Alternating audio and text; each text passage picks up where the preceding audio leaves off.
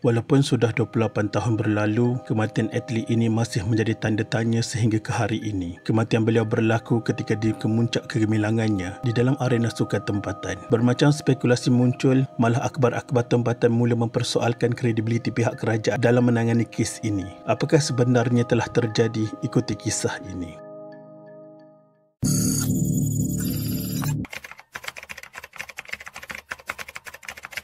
Rabia Abdul Salam dilahirkan pada 5 November 1973 di Kampung Paya Terubong, Air Hitam, Pulau Pinang. Bapanya bekerja sebagai buruh di kilang biji timah manakala ibunya ialah seorang suri rumah. Beliau dilahirkan dengan keadaan sebelah kakinya yang pendek sedikit. Semasa zaman persekolahannya, beliau menjadi bahan ketawa rakan-rakan sekolahnya akibat keadaan kakinya itu. Bapanya Abdul Salam menempah kasut khas untuk anaknya dan selepas itu Rabia dapat berjalan seperti biasa. Rabia dipilih sebagai pemegang anugerah Putera dan Puteri Majlis Sukan Sekolah-Sekolah Malaysia Milo 1990 pada Jun 1991. Turut menerima anugerah itu ialah pemain hoki negara Brian J. Hasiva. Beliau kemudian membuat penampilan terakhir dalam kejohanan rekod 400 meter Sekolah ASEAN di Bangkok, Thailand pada 1 hingga 3 Jun tahun yang sama. Beliau yang dilatih oleh Sri Ramanathan telah membantu Malaysia meraih pingat Sukan SEA di Manila, Filipina pada 1991 dan Sukan SEA di Singapura 1993 serta mencatatkan rekod baharu kebangsaan 52.56 saat bagi acara 400 meter pada Disember 1993 di Manila. Rekod itu dahulu dipegang oleh rakan sepasukan Josephine Mary 52.65 saat. Malah rekod kebangsaan bagi acara 4x400 meter yang dicipta oleh Rabia, Josephine Mary, R. Shanti dan G. Shanti di Singapura pada Jun 1993 masih belum mampu dipecahkan atlet baru.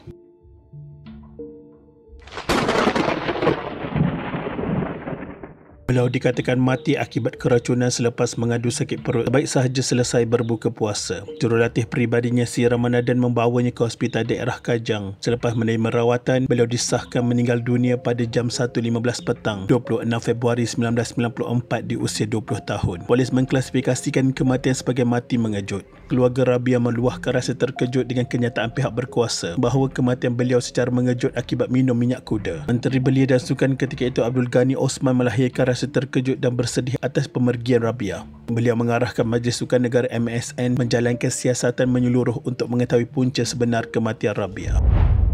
Apa yang mencurigakan lagi bila selesai acara pengurusan kematian Rabia, segala dokumen pengesahan kematian, perubatan dan sijil kematian yang tidak diberikan kepada ahli keluarganya. Kalau ikut kebiasaan, sijil kematian seseorang jenazah akan diberikan pada penggali kubur yang akan kebumikan jenazah. Tetapi sewaktu pengebumian, penyerahan dokumen itu tidak disertakan bersama. Sebaliknya, dokumen tersebut dipegang oleh pihak Kesatuan Olahraga Amatur Malaysia KOAM.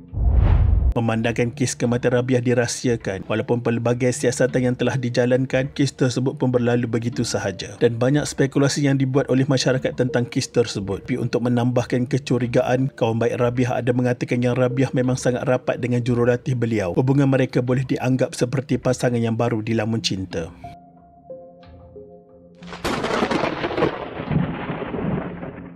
Sebulan selepas kematian Rabia, Mesyuarat Khas Majlis Kesatuan Olahraga Amatur Malaysia KOAM menggantung keahlian Sri Ramanathan ekoran dakwaan berlaku kes pencabulan atlet wanita yang pernah berlaku pada tahun 1992. Kementerian Belia dan Sukan menubuhkan jawatan kuasa penyiasat untuk menjalankan siasatan kes itu. Ikutan pendedahan akhbar dan melemel pada 8 Mac 1994. Presidennya Datuk Muhammad Khalid Yunus mengumumkan bantuan berjumlah RM50,000 serta sebidang tanah tapak rumah yang akan didiami oleh keluarga Rabia.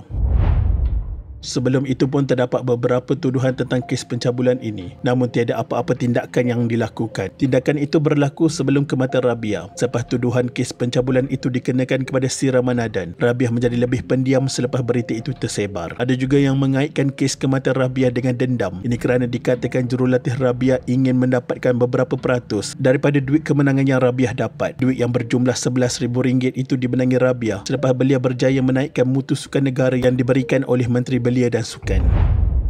Pada 16 April 1994, Ketua Polis Negara Rahim Noor mengesahkan Bukit Aman sudah menerima laporan lengkap bedah siasat daripada pakar patologi Hospital Kuala Lumpur. Katanya polis akan mengemukakan cadangan kepada peguam negara supaya siasatan dilakukan di Mahkamah Koroner. Dalam pernyataan rasmi Parlimen bertarikh 25 April 1994, Ahli Parlimen Kota Star Wan Hanafiah Wan Mat Saman meminta Menteri Belia dan Sukan menyatakan adakah pengantungan khidmat Ramanathan mempunyai kaitan dengan kematian Rabia. Setiausaha Parlimen Kementerian Belia dan Sukan Datuk Ismail Ismail Sahid dilaporkan berkata, dakwaan terhadap kes Rabiah Salam masih lagi dalam pengenalan pihak berkuasa polis. Kemudian pada Mei 1994, polis mencadangkan kepada pendakwa raya agar mewujudkan inkuest awam terhadap kematian Rabiah.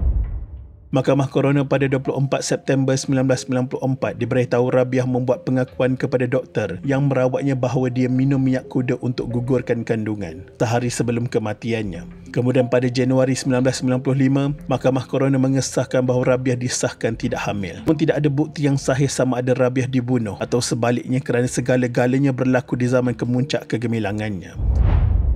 Sehingga kini kematian Rabiah terus kekal menjadi misteri yang tidak dapat dirungkai. Tiada siapa tahu apakah punca sebenar kematian Rabiah. Apakah yang disembunyikan oleh pihak Kesatuan Olahraga Amatur Malaysia sehingga tidak mahu mendedahkan sijil kematian Rabiah. Semoga Allahyarham Rabiah Salam diampunkan segala dosa dan ditempatkan dalam kalangan orang-orang yang beriman.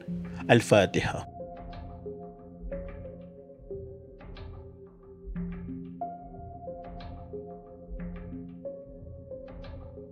Sekian, terima kasih.